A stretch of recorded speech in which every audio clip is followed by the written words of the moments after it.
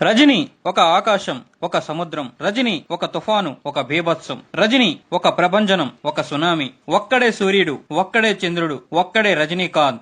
The one and only India super star Rajinikanth గురించి ఈ రోజు మన టాపిక్. నాడులో అభిమానుల పాలిట దేవుడనే చెప్పాలి. 91లో వచ్చిన దళపతి, 95లో వచ్చిన పెదరాయుడు, భాష, ముత్తు, 97లో వచ్చిన అరుణాచలం, 99లో వచ్చిన నరసింహ సినిమాలతో కింగ్ ఆఫ్ ఇండియా సినిమాగా నిలిచాడు.